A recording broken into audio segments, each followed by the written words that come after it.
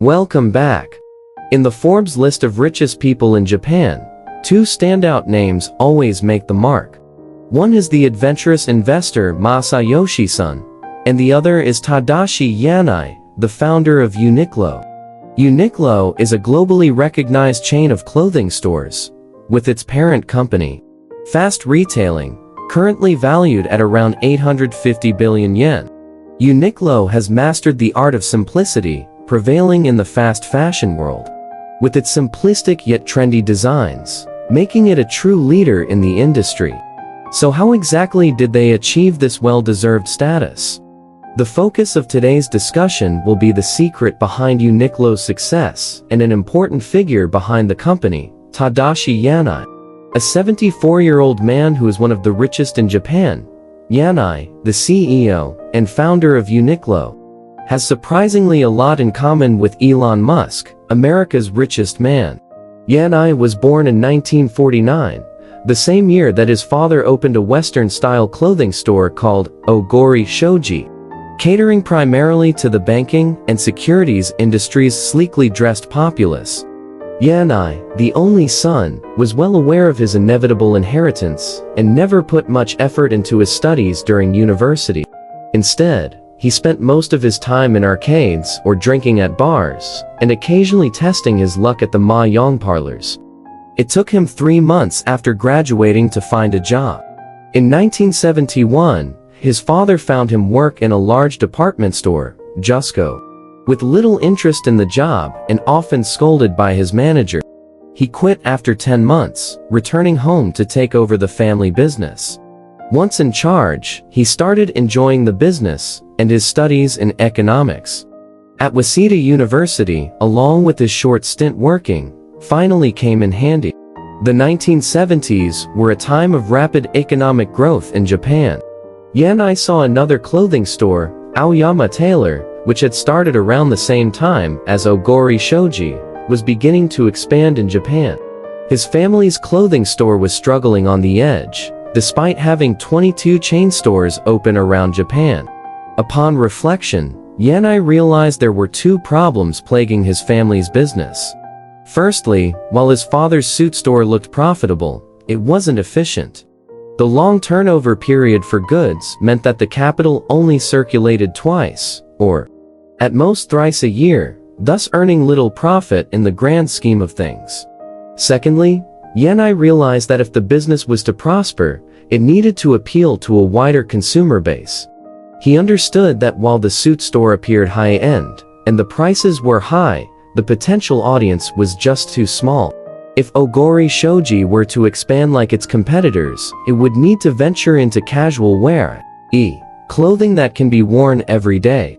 Casual wear doesn't have any age restrictions or the need to make tailored suits for each customer. Once Yanai was clear about his direction, he excitedly gathered his team to announce his ambitious plans. However, many old employees were not on board with his reformation strategies, and 5 out of 6 founding members resigned, thinking the young man is running the business haphazardly. Ultimately, only Yanai and Periri, who is now Uniqlo's regular audit director, were left. After a setback, Yanai decided to take a trip to the U.S. to change his perspective. It was then he saw a self-service casual clothing store where customers didn't need a one-on-one guide and staff didn't need to continuously monitor customers. Compared to traditional clothing stores, this new model gave customers a more liberating shopping experience. Yanai noticed a problem which flew under the radar of most people. Department store floors in Japan were divided with men's wear on one floor and women's wear on another. This was not ideal, as when families shopped together, if the mother spent a long time in the women's department, the family would spend less time in the men's and children's departments, in order to save time for eating and other activities. Even when time was not a concern, families would rush as they would be tired from waiting and trying on clothes. Yanai had a bold idea. He decided to have all the clothes, men's, women's, and children's wear all placed on the same spacious, bright floor.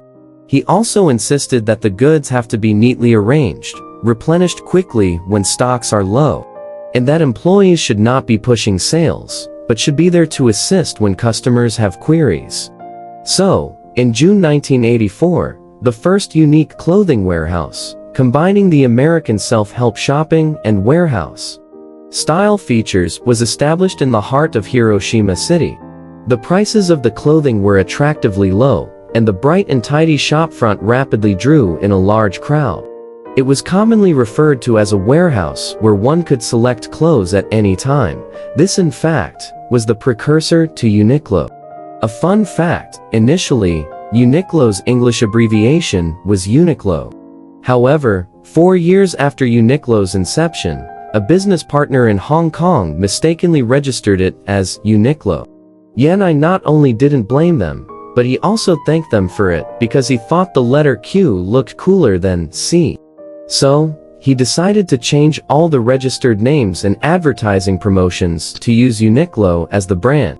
The innovative sales model boosted Uniqlo's performance, and they began opening up stores across Japan. However, after 3 years, the company's overall turnover began to stagnate. Most clothing retail stores at the time adopted a consignment sales model, which meant they ordered goods from clothing factories and wholesalers. The two major competitors Yanai noticed were Gap, founded in 1969, and Giordano. Contrary to Uniqlo, these two companies had their own designers who, after a design was completed, it would be outsourced to contractors. The clothes would then be distributed to their own stores for sale. These companies were vertically integrated. They oversaw design and sales. Yanai soon realized the potential of vertical integration. However, when Uniqlo started transitioning towards a vertically integrated model soon after, ran into multiple issues. Since the company did not have professional pattern designers or product control personnel, the clothes ended up having poor quality, which led to consumer dissatisfaction and unsold stock piling up. To solve this, Yanai recruited managers with garment production experience. These managers would not only oversee quality control, but were also dispatched to factories to supervise production. Initially, this approach did not sit well with the factory owners. However, as Uniqlo's volume grew, they gradually gained more negotiating power, and factory owners began to accept this practice. Despite these efforts, more work was needed to meet Uniqlo's brand ideal of low costs and high quality. As such, they set about to optimize their products in terms of fabrics and crafts. They began by developing an exceptional fabric with the help of Toray Industries, a Japanese conglomerate.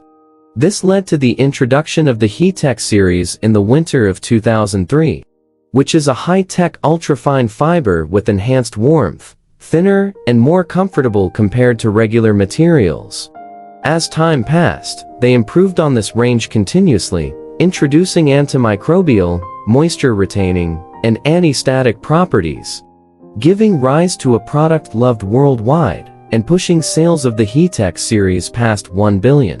In addition to the fabric, Uniqlo set high standards for their craft. In general, the clothing industry has a second-rate rate of 2-3, but Uniqlo demands that factories reduce the second-rate rate to 0.3, and even 0.5 mm thread ends are considered seconds. To achieve strict quality control, Uniqlo greatly reduced the number of SKU and explored as much standardization of categories as possible. Uniqlo only puts forward 1,000 styles each year, only 1/10 of Zara's. This reduction in SKU allows Uniqlo to meet all demands with only 70 factories. A stark contrast to other clothing giants that rely on up to 1,000 manufacturers. A select few excellent factories partnered with Uniqlo over an extended period, reducing the margin for errors. To meet the brand's core competition of affordability, high quality, and versatility, Uniqlo engaged in incorporating fabric technology and advanced craftsmanship into their products. This led to the change in consumer perception of low-cost products, proving that cheap does not necessarily mean a compromise on quality. Uniqlo's core competitiveness appealed to consumers, making it not just a fast fashion brand that pursues trendy fashion. but a brand that emphasizes lifestyle with its unique product competitiveness. After more than 2 decades in Japan, Uniqlo has opened over 700 stores. Yanai mentioned in his autobiography, 1 Win, 9 Losses, where he said, "It's either reform or die. All business actions are an adventure. Only by bearing greater risks can we gain more benefits." From inheriting a family workshop to transforming Uniqlo into one of the top 3 global chain brands today, Yanai has faced and overcome numerous challenges. Just like in 1991, when Yanai challenged the staff with the daunting goal of opening 30 stores each year and to achieve 100 stores by the end of 3 years. Despite the disbelief from his staff, considering that it took them 7 years to open their existing dozen or so stores, Yanai was confident as long they had a detailed expansion plan that was strictly followed. Sure enough, by 1994, Uniqlo had 107 branches, and it went public the same year. This bears a stark resemblance to Elon Musk's audacious goals combined with his push for execution.